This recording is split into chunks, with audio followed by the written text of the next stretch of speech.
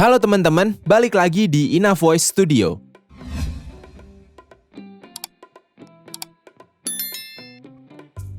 Kalau teman-teman adalah voiceover talent yang suka ngulik dan suka cari-cari informasi atau cari tahu tentang alat rekaman yang oke untuk voiceover, pasti teman-teman nggak asing dengan mikrofon bermerek Sennheiser MKH416 yang kita lagi pakai ini.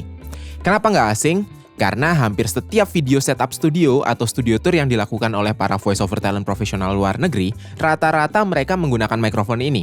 Dan memang mikrofon ini digunakan di kebanyakan studio-studio besar di Amerika untuk melakukan recording voiceover. Bisa dibilang mikrofon ini adalah mikrofon standar ya, industri dari voiceover di Amerika. Nah, kalau teman-teman ngulik lebih jauh lagi, ada satu hal yang menarik buat dibahas, yaitu ini. Mikrofon Synco Mic D2. Oke, kenapa ini menarik? Di beberapa video YouTube yang kita temuin, termasuk di salah satu video YouTube yang banyak jadi panutan dari para VO talent, seperti channelnya Budjangki, dia bilang kalau mikrofon Synco ini punya suara yang sama persis dengan MKH416. Bahkan di Budjangki juga dikasih side-to-side comparison-nya dan surprisingly suaranya mirip banget. So somehow, Synco has replicated not only the feel of the microphone, but the feel of the microphone. Yang dipermasalahkan cuman masalah ketahanan dari mikrofonnya aja kalau dipakai di luar studio.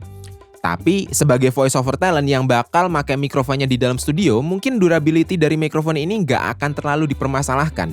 Yang bikin lebih penasaran lagi, Synco Mic D2 ini atau Synco Mic D2 ini harganya paling ya cuman seperempatnya lah dari MKH416. Kalau MKH416 harganya sekitaran 12 jutaan sekarang.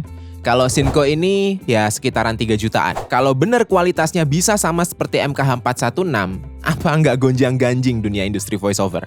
Sennheiser bisa turun tahta dan diganti sama brand baru dari Korea ini. Nah, sekarang mumpung udah ada dua mikrofon ini, yuk kita coba komparasi suaranya kayak gimana. Ya, siapa tahu bener ya, kayak reviewer luar hasilnya. Oke, kita baca teks voiceovernya. Dengan kecanggihan teknologi, Ina Voice mempromosikan dan memasarkan ratusan ribu voiceover talent dari seluruh dunia. Sampel talent yang dipajang akan menjadi acuan utama klien untuk memilih talent yang dibutuhkan. Nah, Ina Voice membantu voiceover talent untuk mendapatkan project yang diinginkan. Ina Voice akan mengembangkan talent voiceover ke jaringan pemasaran yang lebih luas. Keren kan? Nah, untuk konklusinya, aku akan menggunakan mikrofon Synco Mic D2 biar teman-teman bisa lebih jelas mendengarkan gimana sih karakteristik suara dari yang tadi di awal kita pakai MKH416 dan sekarang kita pakai mikrofon Synco Mic D2. Nah, teman-teman udah denger kan hasil dari kedua mikrofon ini ya? Kayaknya ya memang Ina Voice aja gitu yang rugi bandar dengan membeli mikrofon Synco Mic D2 ini dengan harapan ya suaranya bisa mirip kayak Sennheiser MKH416. Ya kita beli ini juga udah gak disponsorin, beli juga pakai duit kita sendiri. Ternyata suaranya tuh jauh banget dari komparasi yang dilakukan sama si Budjangki ataupun beberapa reviewer mikrofon yang lain gitu ya. Ya, dengan kata lain ya ora masuk gitu ya. Kalau bahasa Jawanya ya kurang oke gitu. Gimana kok bisa kurang oke? Ya karena high-nya kepotong, terus mid-nya terlalu sengau, low-nya ada tapi ya ada low-nya cuman kopong aja gitu. Nggak kayak MKH416, ibarat kata tuh kalau MKH416 tuh bold semua, mulai dari low sampai high-nya tuh enak gitu didengar, bisa merepresentasikan suara kita dengan baik gitu. Nah kalau ini tuh terlalu menonjol di bagian mid-nya, high-nya agak kepotong, low-nya juga ada tapi enggak gitu, enggak. Pertanyaannya apakah menggunakan Synco Mic D2 ini cocok nih untuk project voiceover? Kalau dari aku sendiri, dari reviewku ini ya, aku pikir sih dengan harga 3,5 juta, teman-teman bisa memilih lebih banyak mikrofon lain ya. Karena dengan budget segitu teman-teman bisa dapat mikrofon seperti Rode NT1 ataupun ya banyak yang lainnya.